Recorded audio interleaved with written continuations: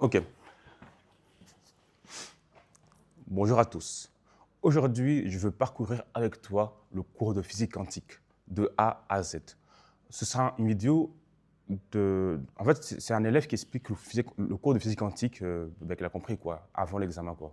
On est à deux semaines de l'examen et là, j'ai vraiment essayé de faire un parcours global sur ce cours et insister sur les choses importantes. Alors, il faut savoir que je n'ai pas fini le cours en soi. Il me reste 5-6 chapitres encore à voir. Je suis arrivé juste au moment où on parle de spin. Donc, je n'ai pas vu tout ce qui est système de particules, je n'ai pas vu tout ce qui est j'ai pas vu tout ce qui est atomes, molécules et noyaux, ni même. J'ai un peu commencé la physique statistique, mais encore voilà. En gros, je vais m'arrêter à la résolution de l'équation de Schrödinger. Ah non, je vais m'arrêter au spin. Voilà. On va commencer. En gros, dans ce cours, on étudie, enfin, on nous apprend, on nous donne les outils, les armes pour étudier le monde microscopique. Il faut savoir que depuis l'ère de Newton, eh bien, on calculait le mouvement, on essayait de prédire le mouvement des corps massifs, à la fois des planètes, mais aussi des mobiles qu'on utilise, quoi, et aussi nous-mêmes. On a toujours voulu essayer de décrire le mouvement des corps massifs. Et Newton avait établi une loi qui était que somme des forces égale à masse fois accélération. Ça c'est une équation vectorielle qui décrit, on va dire, un système. Un système, ça peut être un corps, plusieurs corps. Et du coup, voilà, somme des forces qui agissent sur un objet, un corps, que ce soit moi, un objet ou bien une planète, la somme des forces qui agissent sur lui lui fournit une accélération, lui fait faire une accélération. Mais ça, on peut le voir autrement. On peut le voir comme si c'était l'accélération que a un corps est due à la somme des forces et divisée par la masse. En gros, c'est proportionnel à la somme des forces que la particule subit. Et ça dépend de la masse de l'objet, quoi. Au plus c'est massif, au plus, comme vous pouvez voir, au plus la masse grandit, au plus l'accélération diminue pour une même force totale. Ça, c'est une équation vectorielle et elle est compliquée quand même à résoudre. Ça dépend des cas, mais genre, on peut aller loin. Genre, pour des systèmes simples, ça va, mais quand c'est compliqué comme ça, les équations vectorielles, c'est pas facile à résoudre. En plus, c'est pas une équation vectorielle simple. C'est une équation vectorielle c'est une équation différentielle vectorielle. Parce que l'accélération, en fait, on peut la voir comme si c'était la dérivée au carré de la position que j'appelais pas x parce que x c'est pour une direction. On va plutôt le généraliser. On va plutôt le généraliser en disant que c'est, attendez, que c'est le vecteur r, pas carré. Le vecteur par rapport au temps. Égal à quoi? À la somme des forces sur la masse. Et bien sûr, la somme des forces peut dépendre de la position, des coordonnées de la position. Et donc, voilà. Ça, là, c'est une équation différentielle de second ordre. Et voilà. Selon la nature des forces qui subissent, que la particule subit, eh bien, l'équation différentielle sera facile à résoudre ou difficile à résoudre. Des fois, on aura par exemple une équation de ce genre-là, en mode la dérivée seconde de la position par rapport au temps carré est égale à quoi? À une constante, okay, fois la position, okay, plus une constante que j'ai appelée A fois la dérivée de la position par rapport au temps, qui n'est autre que la vitesse. Et là, tu as ce qu'on appelle une équation différentielle de second ordre. Et ça, on sait le résoudre dans le cas où non, ça, on sait le résoudre en réalité. Et voilà. Ça, c'est un peu ce qu'on peut faire avec l'équation de Newton. Bien sûr, en fait, tout dépend vraiment de la nature des forces qui agissent sur l'objet. Une fois que tu as déterminé l'ensemble des forces, eh bien, ton équation différentielle est mise. Des fois, il y a des forces qui dépendent de la position, de la dérivée de la position, et même des fois de la dérivée seconde de la position. Et du coup, voilà. Ça, c'est, voilà. Du coup, le but du jeu, c'est vraiment de trouver les forces qui agissent sur l'objet. Et une fois que tu les as, eh bien, ton équation différentielle est établie, quoi. Et tu n'as plus qu'à le résoudre. Après le résoudre, c'est facile ou difficile selon si l'équation est simple. Si, par exemple, on a une équation de la forme y'' avec un coefficient a0 plus a1 y' plus a0 y égale à 0, ou bien égale à une force égale à une fonction, eh bien, dans le cas où le a, b, c enfin, les coefficients sont des constantes ou bien des fonctions, on sait les résoudre, tu vois. Mais il y a des cas où, par exemple, à la place de a, il y a par exemple des fonctions trigonométriques ou bien des fonctions compliquées comme ça. Là, on ne sait plus résoudre. Si c'est des constantes, ça va. Mais si ce n'est pas des constantes, ça dépend des fonctions. Mais selon certains cas de fonctions, on peut les résoudre ou pas. En gros, retiens juste une chose que la formule est là. Elle ne change pas. Et pour la résoudre, c'est une équation différentielle, on la résout comme on sait le faire. La difficulté va être dans quoi? Dans deux choses. Un, de trouver les forces, de bien exprimer les forces convenablement pour avoir une équation qui décrit le mieux le système. Et deux, bah, selon la nature des forces que tu as décrites, eh bien, est-ce que l'équation différentielle est résolvable ou pas? Eh bien, aujourd'hui, on a la chance qu'on peut utiliser l'ordinateur pour vraiment trouver des solutions, même si ce n'est pas résolvable à la main. Et voilà, ça c'est vraiment Newton. Et je voudrais que vous reteniez deux choses. La première chose, c'est que pour bien sûr établir l'équation, il faut trouver la nature des forces. Première chose. Et deuxième chose, et bah, selon la nature des équations, selon la nature des forces, eh bien, tu auras une expression d'équation, il faudra le résoudre. Et en le résolvant, ça c'est la deuxième chose, en le résolvant, eh bien, on obtient le vecteur position qui dépend du temps. Ainsi, on aura la trajectoire de la position au cours du temps. Bien sûr, R, c'est quoi? R, c'est un vecteur qui contient la direction X, la direction Y, la direction Z. Okay? Et chaque position dépend du temps. En gros, voilà. Si on est sur une ligne droite, eh bien, on prendra seulement la direction X et ça va dépendre du temps. On peut osciller en avançant, on peut osciller sur place, on peut même sauter, tomber, tu vois. Ça, c'est la position. Enfin, ça, c'est le vecteur position qui décrit les positions de toutes les directions possibles de l'espace. Car on est dans un espace à 3 dimensions. Voilà. Et du coup, en résolvant cette équation-là, carrément, j'encadre doublement. En résolvant cette équation-là, eh bien, on trouve la position au cours du temps. Ça veut dire que, en fait, oui. Si on a ça, eh bien, on peut prédire où sera la particule, enfin, ou bien le corps, on peut le prédire, on peut savoir où il est, à quel moment il est. Parce que là ça nous donne quoi? Ça nous donne toutes les positions du corps qu'on étudie, et à tout instant donné. À tout instant donné, tu sais la position, tu connais la position du système, à tout temps donné. Pour cela, en fait, il faut savoir juste la position initiale du système ou du corps et sa vitesse initiale, sa dérivée au cours du temps, enfin, à l'instant zéro. En gros, il faut juste connaître à l'instant zéro la position du système et la vitesse du système. Ça veut dire vitesse. Sa dérivée de la position par rapport au temps, c'est vitesse. Et du coup, en sachant ces deux informations-là, si tu le connais, eh bien, en sachant ça, eh bien, tu vois, quand tu résous ça, tu auras une solution générale. On peut jamais avoir une solution, on peut jamais avoir une seule solution. Il y a une famille de solutions qui vérifient l'équation. Il y a une famille de fonctions qui vérifient cette équation différentielle. Et pour avoir l'unique fonction-solution qui va décrire notre système du mieux possible, il faut vraiment connaître la position initiale et la vitesse initiale. Avec ces deux-là, tu sais décrire ton système ou ton corps dans le passé et dans le futur. Dans le passé, tu sais où il a commencé, et dans le futur, tu sais comment il évolue, et même actuellement, et même dans 10 ans, 20 ans, tu vois. Juste, tu remplaces le T dans la solution, et c'est bon, tu as une position. Du coup, voilà. Eux, c'est vraiment utile parce que, en fait, c'est pour la résolution des équations différentielles. On a vu au cours qu'on les résout, mais les solutions qu'on trouve sont une famille de solutions. C'est même une droite, voire un plan de solution. Et il faudrait avoir ces deux trucs-là, ces deux informations-là, pour pouvoir avoir la solution qui décrit vraiment notre système. Bah, voilà. En gros, pour chaque système, ce qui vraiment les différencie, c'est vraiment leur position initiale et leur vitesse initiale. Avec ces deux trucs-là, eh bien, tu as le système que tu veux.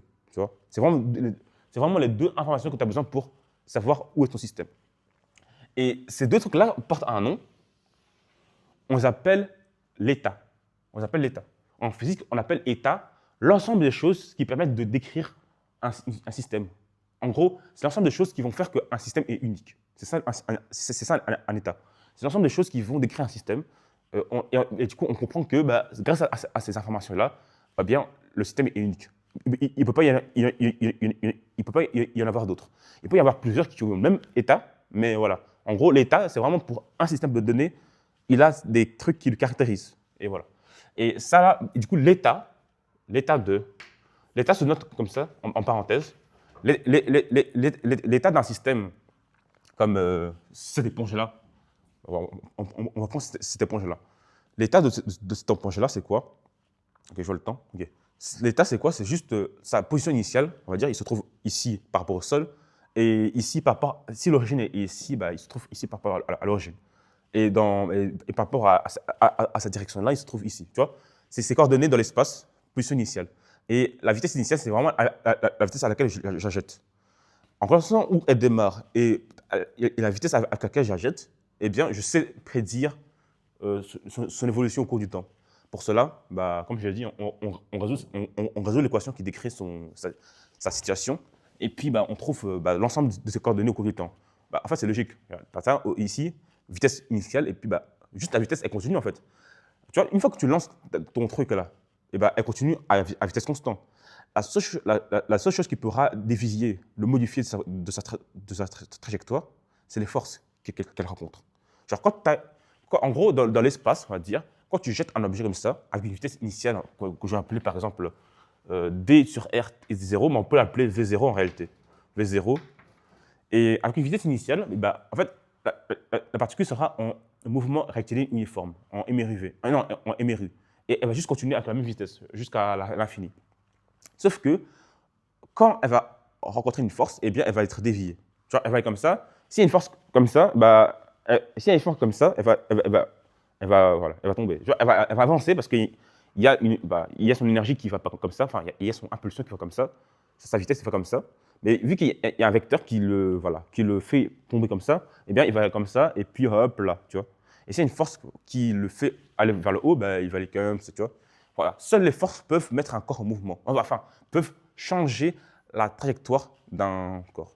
De base, dans tout, Galilée avait postulé ça, tout corps qui est soumis à aucune force et aucune interaction, du coup, en fait, interaction, c'est lié à force, qui est subi à aucune force, eh bien, avance et soit au repos, soit avance en ligne, enfin, soit avance à vitesse constante. Ok. Et donc, voilà.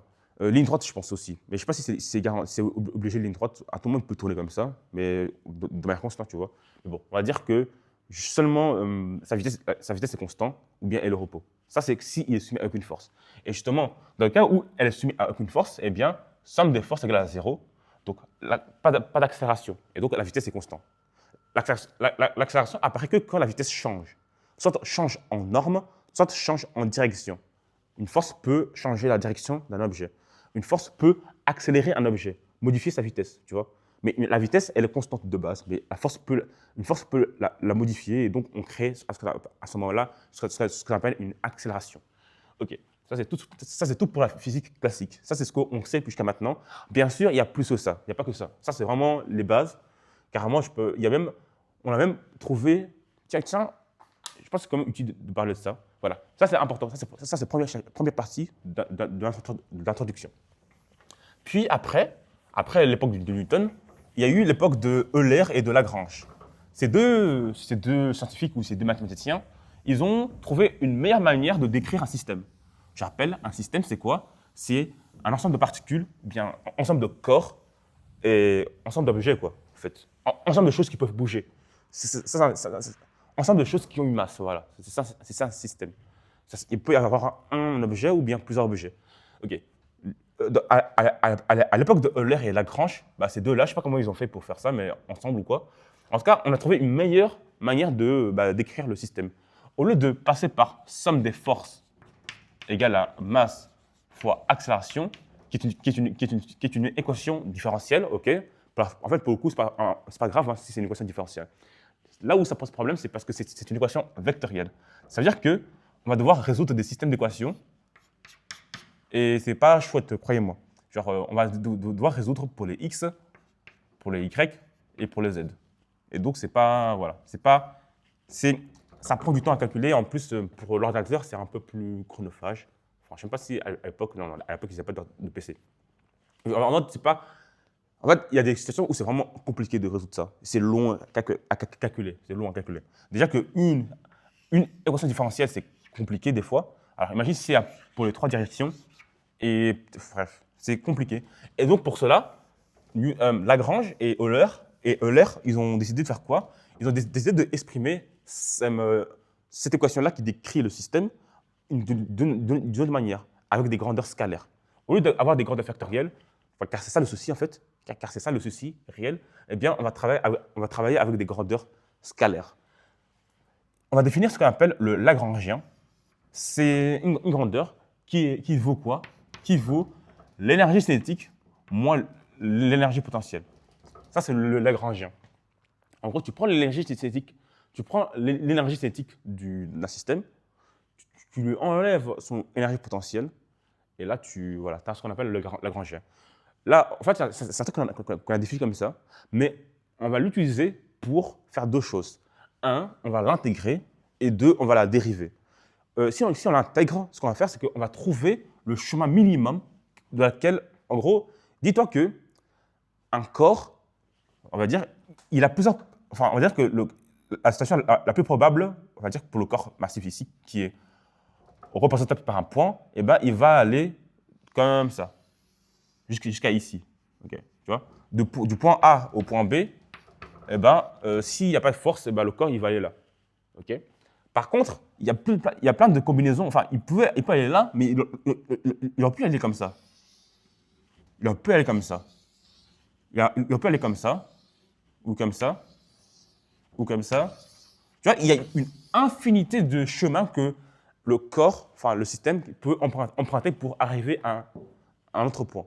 Il part du point initial et arrive à un autre point, mais il y a plein de manières dont il peut le faire. Mais la manière que nous, on va observer sur Terre, c'est la manière la plus probable, la manière où il va dépenser le moins d'énergie. C'est la manière où il va, on va dire, économiser le plus d'énergie possible. Tu vois? Et le chemin le plus économe, on va dire, parce que lui aussi, il doit économiser son énergie, et ben c'est ce chemin-là. Pas forcément, des fois, c'est ce chemin-là, tu vois, on ne sait pas. Et justement, le Lagrangien a été défini au début pour, on va dire, connaître, on va dire, pour minimiser ce qu'on appelle l'action. Je pense que l'action, je ne suis pas sûr, il faut que je me renseigne. En tout cas, on n'a pas eu cours sur ça, c'est ce que je comprends un peu de la situation. Je pense que l'action, c'est un truc qu'on veut éviter. L'action, c'est peut-être un truc qui fait qu'on dépense beaucoup d'énergie. Je ne sais pas. Si tu te connais, n'hésite pas à me renseigner en commentaire. Mais voilà. En tout cas, si on intègre ce Lagrangien de, je sais pas, x0 jusqu'à là où on va aller, on va dire de A à B, dt, eh bien, on obtient le chemin le plus économe possible. La formule n'est pas exacte. Encore une fois, je n'ai pas eu cours sur ça. Mais en tout cas, je sais l'idée de l'utilité de ça. C'est pour juste trouver le chemin optimal, le chemin le plus économe. On dit qu'on veut minimiser l'action, et je pense que l'action, c'est ce qui fait qu'on perd de l'énergie. Je ne suis pas sûr. Bref. En tout cas, voilà. Ça c'est une première utilité, mais celle que nous, on a appris en ingénierie civile, parce qu'on est quand même en ingénierie, on est quand même en ingénierie civile. On ne va pas tout voir, on voit seulement ce qu'on a besoin pour résoudre des problèmes de la vie de tous les jours, comme les problèmes liés à la mécanisme et à l'électricité, des problèmes liés, bien sûr, aux nouvelles inventions, des matériaux, des trucs comme ça. Et du coup, voilà, du coup, nous, ce qu'on a besoin, ce n'est pas le Lagrangien pour cette version-là. Ça, c'est pour les physiciens, tu vois. Mais nous, ce qu'on a besoin, ou bien, à tout moment, c'est utile pour d'autres branches de la science. Mais nous, là où on l'a utilisé, c'est dans le cas où on l'a dérivé. Quand on dérive le Lagrangien, okay, eh bien, regarde. Ok, je vais juste te montrer comment nous, on l'utilise. Pour décrire un système en se passant de l'équation vectorielle de Newton et en utilisant ce Lagrangien, d'abord, étape 1, c'est on va faire quoi? On va trouver des coordonnées généralisées.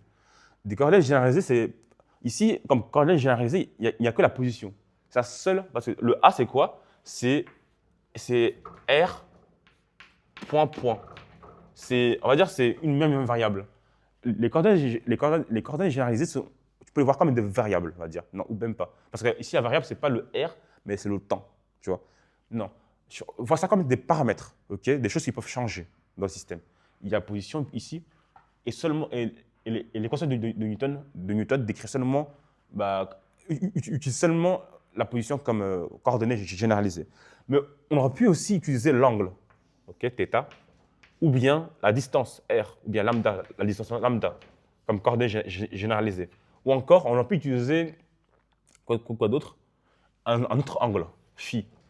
On aurait pu utiliser aussi une autre distance que je vais appeler epsilon.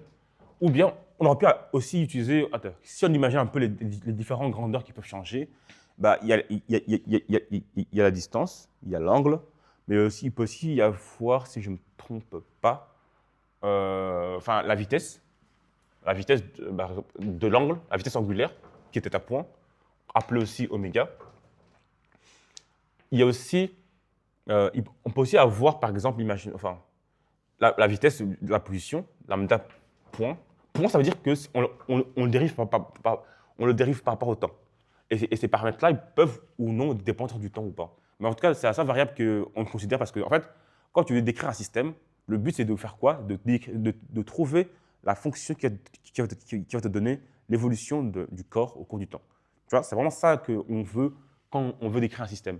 En tout cas, à l'époque, c'est ce qu'ils voulaient, de savoir connaître la trajectoire d'un corps au cours du temps. Car ça lui permettait de contrôler, on va dire, l'évolution d'un système. C'est ce qu'on voulait en fait. Et c'est sa seule variable, on va dire, en mécanique qu'on utilise. Après, on a pu aussi s'intéresser à l'angle. Selon l'angle, comment évolue le système, tu vois. On peut faire ça aussi, mais pour l'instant, on n'a travaillé qu'avec le temps comme variable. Et donc, voilà, ça c'est nos coordonnées. Ça c'est les différentes coordonnées que tu peux avoir. Il y en a plein d'autres, bien sûr. Ça dépend du système et ce que tu veux, on va dire, paramétriser. En fait, les choses que tu paramétrises, c'est des choses qui peuvent changer. Plutôt que de les exprimer en fonction de la distance, exprime-le en tant que tel. Et du coup, voilà. Et voilà. Du coup, étape 1, c'est de trouver les coordonnées généralisées du système. Étape 2, c'est de trouver, on va dire, des équations de contraintes. Bon, ça, je ne vais pas détailler ça.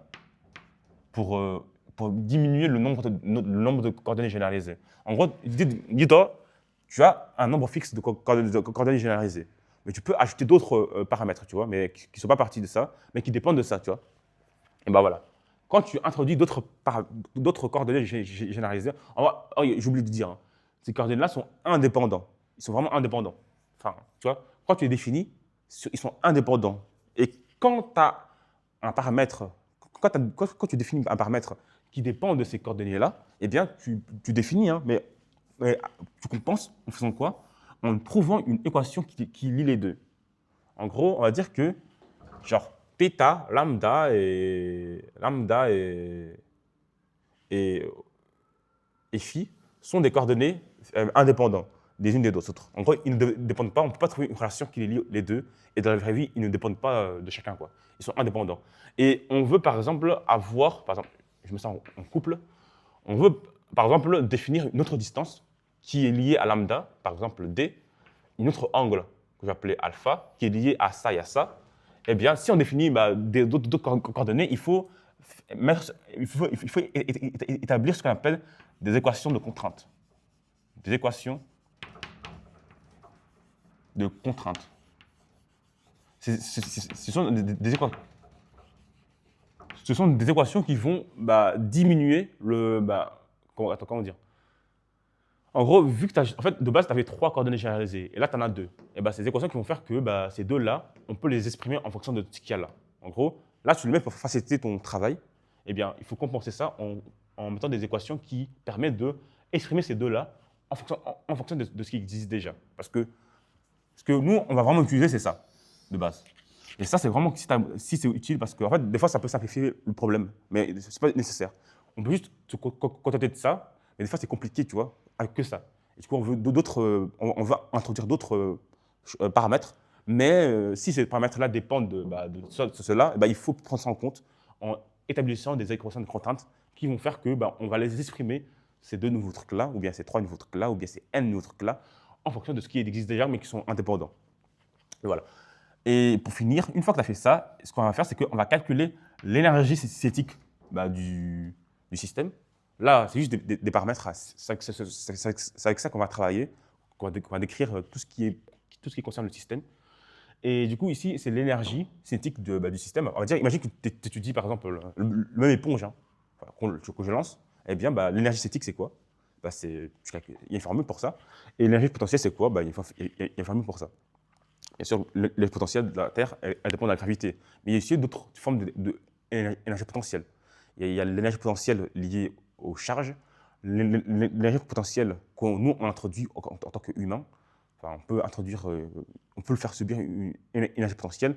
Il y a l'énergie potentielle due à l'oscillation. C'est une énergie qui fait que un corps est ramené en arrière. Voilà. Et du coup, voilà. Et il ne faut pas que j'oublie d'introduire le lien entre l'énergie potentielle et le gradient, et la force.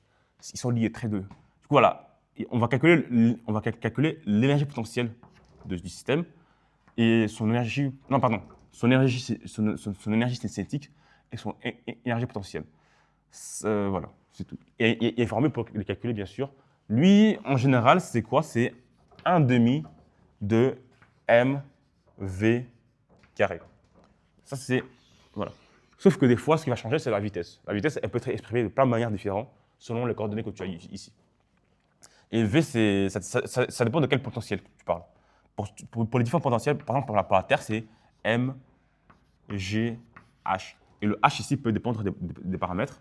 Ou bien, si c'est avec l'électricité, c'est quoi? C'est Q carré, ou ouais, Q carré sur R, fois une constante, K0. Ou encore, si c'est... Bref, il y a plein de types de formules pour cela. Et il faut les ajuster. S'il y a deux types d'énergie potentielle, tu l'ajoutes. Et du coup, voilà. Et une fois que tu as défini ton énergie potentielle et ton énergie cinétique, eh bien, à la fin, tu vas faire quoi? Tu vas résoudre l'équation différentielle qu'on va créer, qui va faire qu'on retombe sur la même équation différentielle qu'ici. Sauf que là, maintenant, comme tu peux le voir, il n'y a plus de grandeur vectorielle. Il n'y a plus que des scalaires. Là, on calcule qu'avec des scalaires, tu vois. Et voilà. Ça c'est la puissance du Lagrangien, du système comment on appelle ça? Du formalisme lagrangien. Ça, c'est le formalisme newtonien.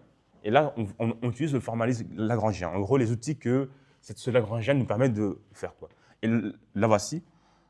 Dérivée par rapport au temps de la dérivée du lagrangien. Okay, on va dériver ce lagrangien-là. Le t et v que je t'ai dit qu'on va calculer, ils sont là. Et du coup, dérivée du lagrangien par rapport à la dérivée d'un des coordonnées généralisées. OK? Ça, moins la dérivée du lagrangien par rapport à la coordonnée généralisée. OK? Et ça, là, doit être égal à quoi? Ça doit être égal à la somme des forces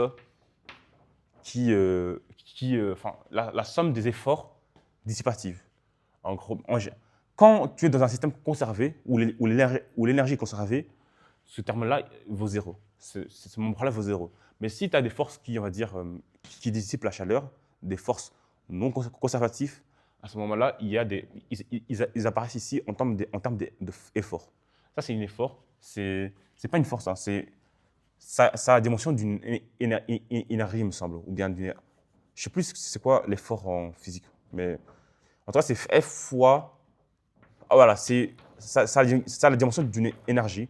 C'est un produit scalaire avec la distance, mais ce n'est pas trop tout à fait ça. Ça ressemble à ça, mais ce n'est pas tout à fait ça. Il y a une manière plus compliquée de faire ça, mais j'ai oublié. Et franchement, je n'ai pas apprécié un peu... En fait, tu utilises la notion de travail virtuel pour avoir ces efforts-là, et voilà.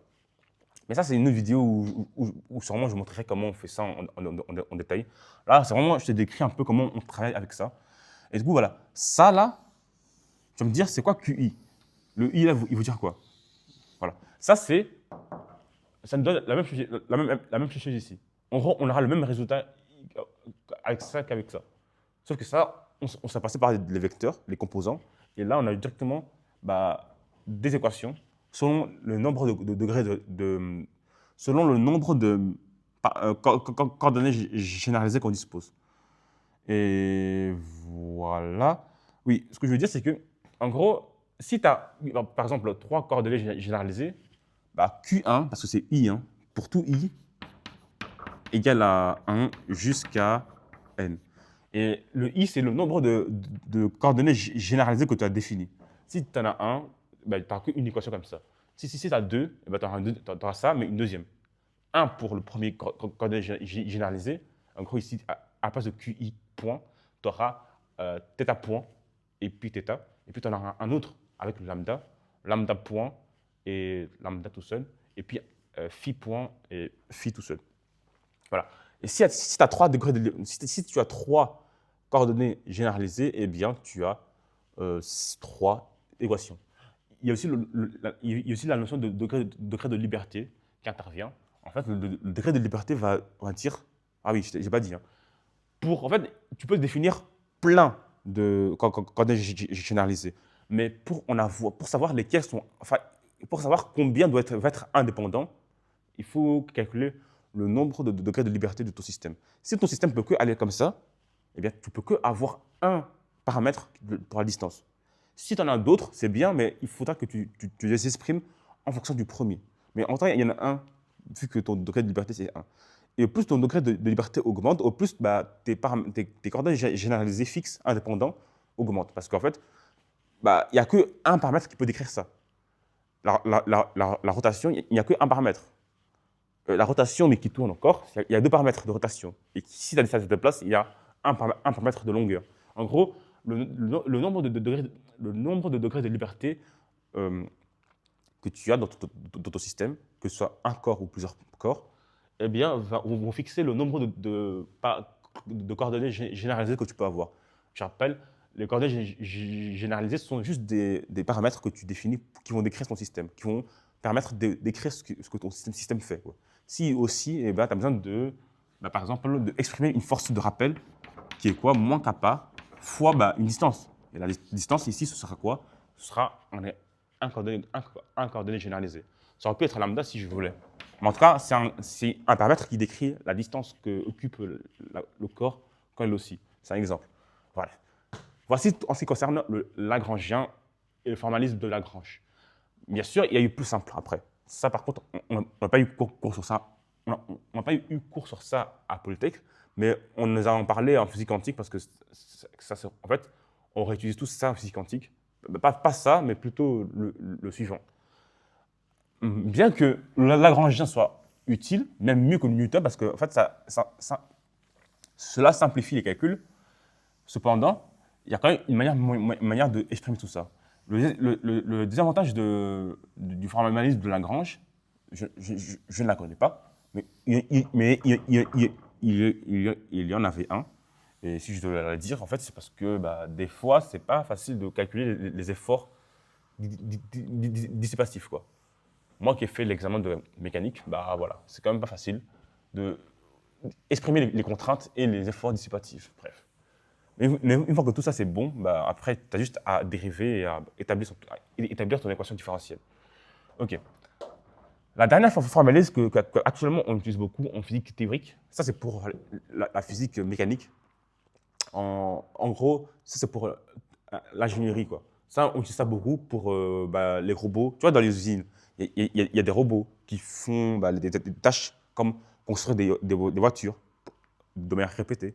Tu vois, les robots là, ils ont des barres de levier. Et chaque barre de levier a un nombre de degrés de liberté. Eh bien, on utilise ce formalisme-là pour calculer l'évolution du système, quoi. Et voilà, c'est un exemple. Mais voilà, c'est vraiment utilisé en tout ce qui est robotique. Le Lagrangien, c'est vraiment utile dans ce domaine-là. En tout cas, le formalisme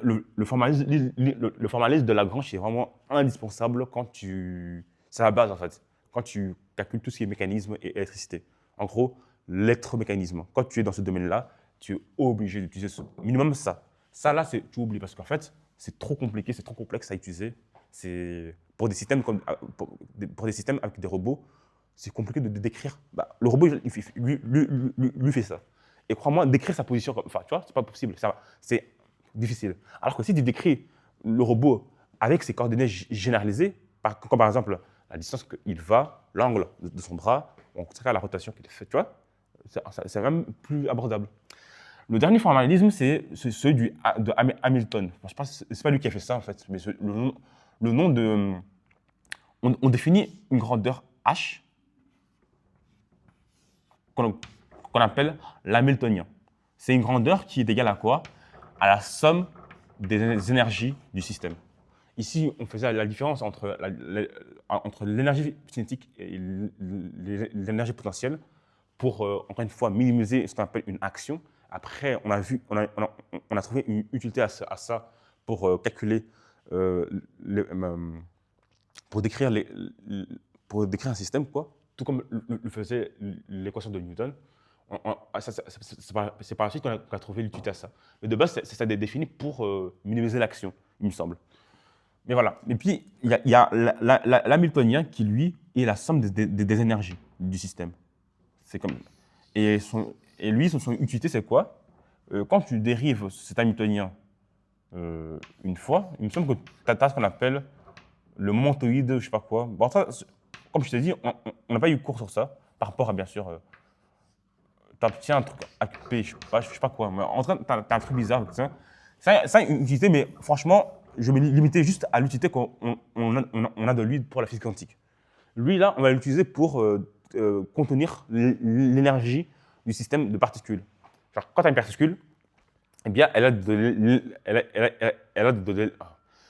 de l'énergie cinétique et de l'énergie potentielle, tu vois. Eh bien, ce hamiltonien-là va contenir cette information-là.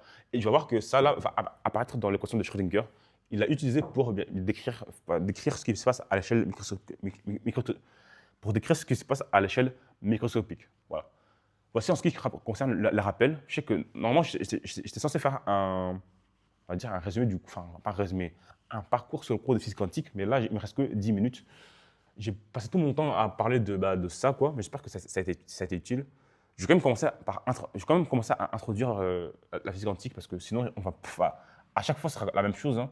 Voilà. Et qu'en est-il de la physique quantique? Tu vois, tout ça qu'on a vu ici maintenant, c'est pour la physique classique, la physique où toutes les grandeurs sont continues. Qu'est-ce que je dis par continu? En gros, une grandeur, comme par exemple la position, ou bien que c'est un vecteur. On va dire, prenons juste la position x au cours du temps. Ça, c'est une fonction. C'est comme si tu avais f de x ou f de t. C'est une fonction, son graphique, tu peux la dessiner. Ici, c'est f de t en fonction du temps. Au cours du temps, ton truc peut être comme ça, sinusoïdal, ou bien exponentielle décroissante, ou encore comme ça. Tu vois? Ça, c'est une grandeur continue. C'est une fonction. Et les fonctions sont continues, tu vois? Ils sont définis dans les réels. En tout cas, les fonctions réelles sont continues dans les réels. Quand tu continues, ça veut dire que c'est rempli, quoi. C'est le t, la variable des grandeurs appartient au réel. Ça, c'est important. Ça, c'est la physique classique. On décrit tout avec des fonctions réelles, des fonctions continues. On décrit tout avec, pas forcément continues, mais on décrit tout avec des fonctions dont...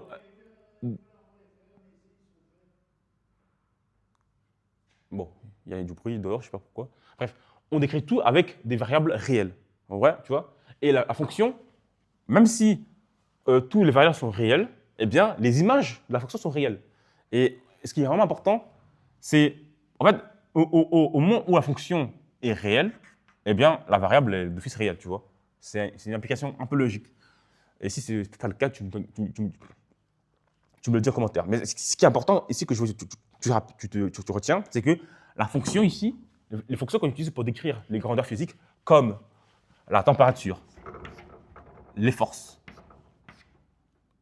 l'énergie, La puissance. Quoi d'autre? Le potentiel. Bon, ça intervient dans l'énergie. La distance, la position, que j'appelais R. Ces grandeurs-là, ou bien corps. Alors, allez, mettons un petit dernier comme ça. Il y a aussi ce qu'on appelle, il y a l'énergie, c'est bon, la force, bah, c'est tout, je pense. Hein.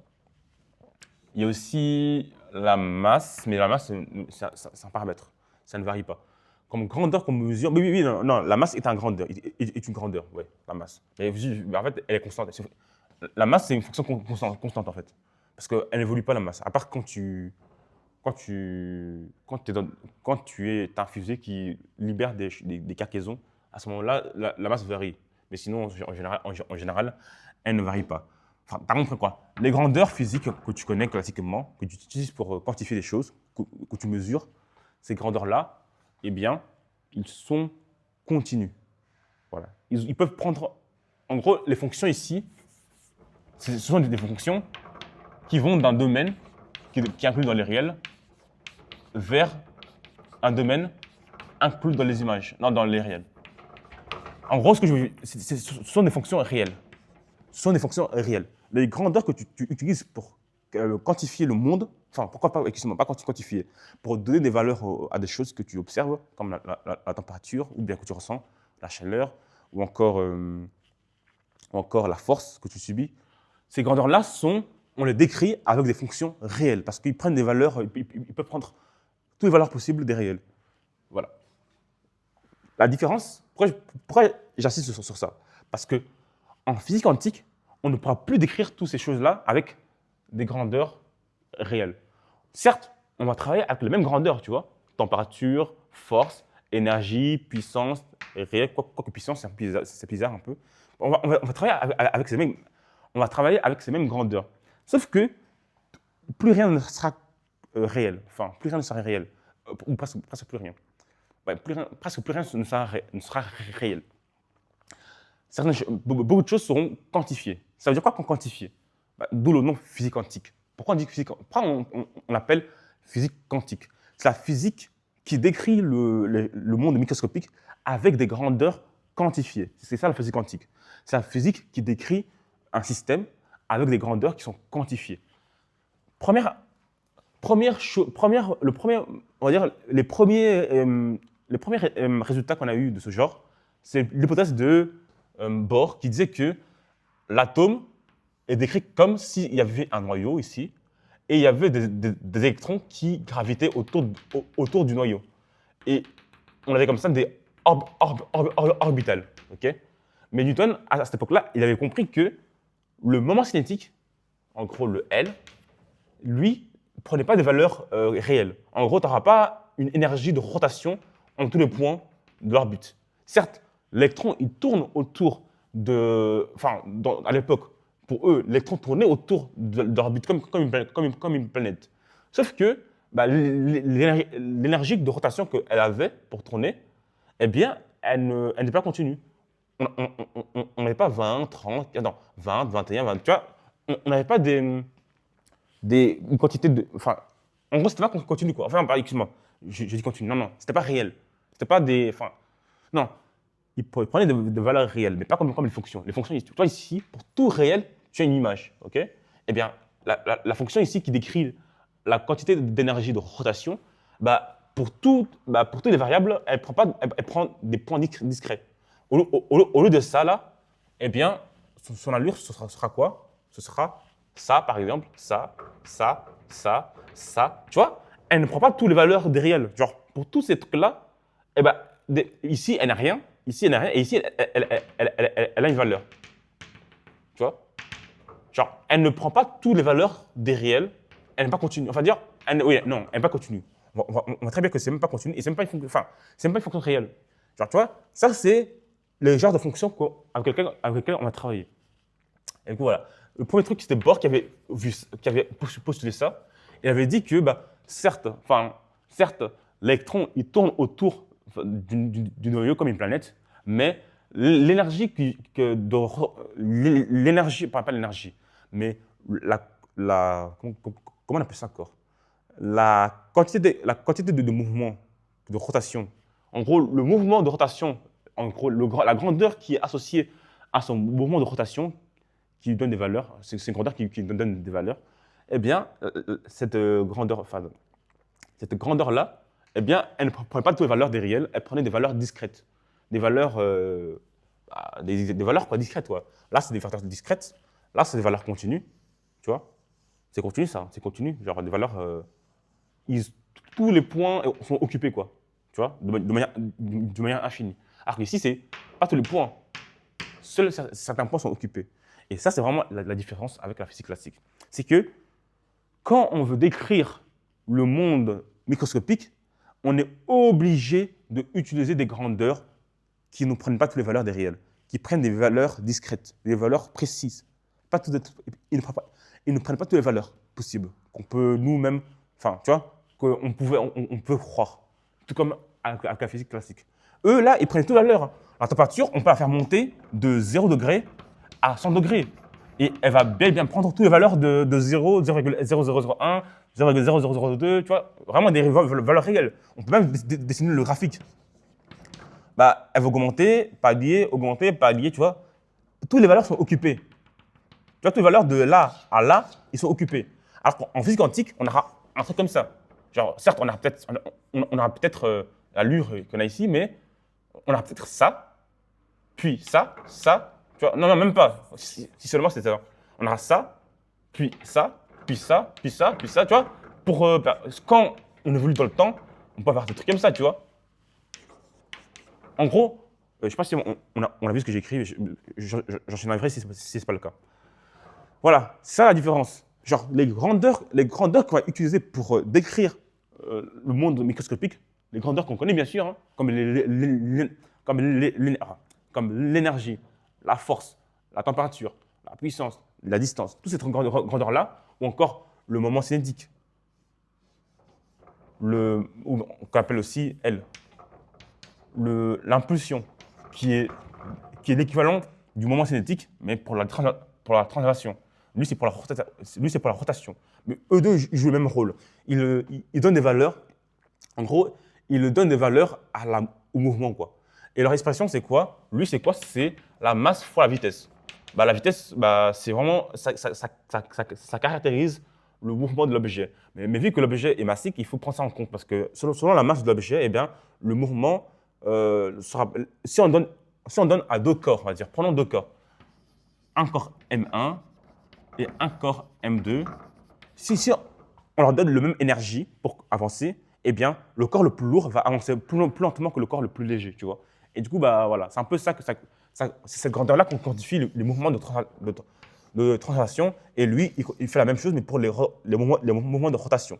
Dans la physique classique, ces grandeurs-là, en fait, ils étaient continus. Ils prenaient des valeurs continues. Car la vitesse, c'est quoi? C'est la dérivée de la position au cours du temps. Et la position, c'est quoi? Bah, c'est des positions continues. Genre, ici, 1 mètre, eh ben, on est ici. De là à là, on occupe toutes les distances ici, tu vois. Du coup, ce sont des grandeurs continues. Par contre, en physique quantique, eh bien, la distance ne sera plus ça. Elle ne sera plus occupée, en gros, elle ne sera plus occupée comme ça. Par exemple, elle pourrait être occupée comme ça, ici, ici. Genre, la particule ou bien le corps ici ne pourra plus être ici, partout ici. Elle pourra juste être ici. Mais entre eux deux, il peut ne rien avoir, tu vois. Voilà. C'est un peu ça qu'on va rencontrer en physique quantique. On aura un outil, des outils pour décrire le monde microscopique, mais en utilisant des grandeurs discrètes, des grandeurs qui prennent des valeurs discrètes et non plus des valeurs continues. Et c'est de là que vient le nom de physique quantique. Les grandeurs qu'on utilise pour décrire le monde des particules microscopiques, comme le photon, l'électron, le proton, le neutron, et bien, ces grandeurs-là, ils ne prennent pas toutes les valeurs, ils prennent des valeurs discrètes. Voilà. Et comme valeurs qui sont connues dans l'histoire, il y a l'énergie qui vaut H nu que Einstein a postulé, enfin, a utilisé pour décrire l'effet photoélectrique. On a vu que la lumière donnait de l'énergie, mais pas une énergie continue, quoi. On ne donne pas une énergie continue, il donne des énergies discrètes. On va dire, au lieu de donner Au lieu que l'énergie soit ça, et ben l'énergie, Einstein a vu que bah, c'était ça, ça, ça, ça. Tu vois, l'énergie obtenue, c'était vraiment discrétisé. Selon la fréquence, eh bien, bah, toutes les fréquences ne donnent pas de l'énergie. Genre, si ça c'est l'énergie de l'électron pour sortir de son métal, eh bien, ici, bah, pour un unité donnée comme ça, on a un point qui sort, puis ça, puis ça. Tu vois que l'énergie, c'est discret. Ce n'est pas des énergies continues. On n'a pas, pour tout lambda, on n'aura pas des énergies pour tout lambda. C'est pour certains lambda qu'on aura des énergies, pas pour tout lambda. Excuse-moi, pas pour toute fréquence. Nu, c'est fréquence. Voilà, ça, c'est un exemple. Il y a aussi le fait que, il me semble, attendez. Il y a aussi, bon, on va pas aller loin parce que si je veux loin, on va rentrer dans le cours. Et je n'ai plus le temps pour parler de, bah voilà, j'ai plus le temps. Mais si je veux que tu retiennes trois choses. La première chose, avant, tout se décrivait avec l'équation de Newton, somme des forces égale à, somme des forces égale à ma. J'ai expliqué c'est quoi cette équation et ce qu'elle faisait et qu'est-ce qu'elle nous permettait. Tu sais quoi? On va conclure la vidéo. Comme ça, après, je te laisse. Histoire que tu puisses au moins voir ce que j'ai réellement abordé de la vidéo. Comme ça, au moins, tu te dis que j'ai au moins appris quelque chose, tu vois. OK. On a vu au début l'équation de Newton. On a vu que, en fait, cette équation-là décrit un système voilà, qui subit des forces, qui subit à des forces. On a vu que tant qu'un système, que ce soit un objet ou plusieurs objets, était soumis à aucune force, eh bien, l'objet est soit au repos, soit à vitesse constante. Au moment où il y a des forces, eh bien, cet objet change de direction ou bien change de valeur de vitesse. Et c'est cette valeur de vitesse ou ce changement de direction, on appelle ça l'accélération. Et elle est due aux forces qu'il y a. Et c'est pour ça qu'on dit que somme des forces égale à l'accélération fois la masse. Bien sûr, tout ça est proportionnel, enfin, tout ça est lié à la masse, quoi. Selon la masse, on n'aura pas la même déviation et on n'aura pas la même accélération. Enfin, on n'aura pas la même on n'aura pas la même augmentation de vitesse. Voilà. Ça, c'est ce que faisait l'équation de Newton. Et si on la résout, parce que c'est une équation vectorielle mais différentielle, si on la résout pour tous les composants des vecteurs de l'équation, et bien, si on la résout, on obtient ce qu'on appelle le vecteur de position qui nous donne toutes les positions du corps au cours du temps. C'est puissant. Avec ça, on peut décrire le passé du système et le futur du système. Tout ça, à une condition, on doit connaître la position initiale et la vitesse initiale. Sans ça, on ne pourra pas trouver la fonction qui va décrire parfaitement la trajectoire du système au cours du temps. Et pourquoi on a eu besoin d'imposer ça? Parce qu'en fait, les solutions qu'on obtenait dans la résolution de l'équation différentielle, en fait, ce sont des solutions générales. C'est une famille de fonctions qu'on obtient, une famille de solutions. Et donc, il faut quand même avoir une solution. Et du coup, pour ça, il faut connaître la position initiale et la vitesse initiale pour vraiment voir la fonction qui décrit réellement la trajectoire du corps. On a vu quoi d'autre? On a vu que cette manière de décrire le monde, en tout cas les objets et tout, était compliquée parce que en fait, on faisait appel à des vecteurs. Et puis, à l'époque de Euler et Lagrange, on a trouvé une autre manière de décrire le monde. Au lieu de passer par des grandeurs vectorielles, on passait par des grandeurs scalaires, comme l'énergie cinétique et l'énergie potentielle.